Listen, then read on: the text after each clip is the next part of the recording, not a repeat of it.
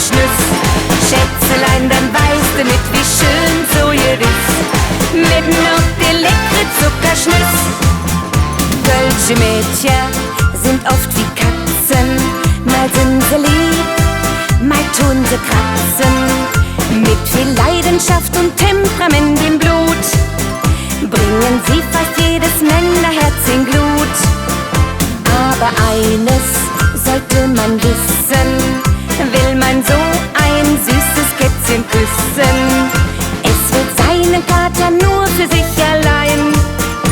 Er muss treu und darf kein Casanova sein. Hast du denn noch niemals eine Kölnerin gebützt? Mitten auf der Schnüss, mitten auf der Schnüss. Schätzelein, dann weißt du nicht, wie schön so ihr ist. Mitten auf der leckere Zuckerschnüss.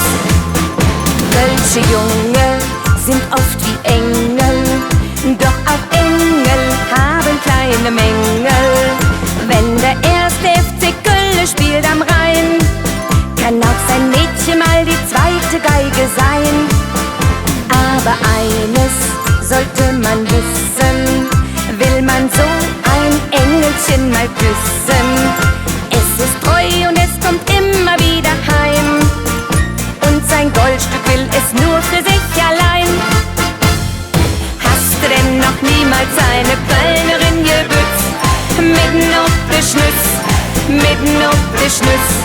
Schätzelein, dann weißt du nicht, wie schön so ihr ist. Mitten auf die leckere Zuckerschnüss. Man küsst den Hals, man küsst die Hand, man küsst so manchen anderen Gegenstand. Küssen hält jung, küssen hält frisch. Schau mich mal an, ich frage dich: hast du denn noch niemals eine Kölnerin gebützt? Mitten auf der Schnüss, mitten auf der Schnüss. Schätzelein, dann weißt du nicht, wie schön so ihr ist. Mitten auf die leckere Zuckerschnüss. La la la la la la la la la la la la la la la la la la la la. Schätzelein, dann weißt du nicht, wie schön so ihr ist. Mitten auf die leckere Zuckerschnüss. Mitten auf die leckere Zuckerschnüss. Du bist glücklich, wenn du so jetzt küsst.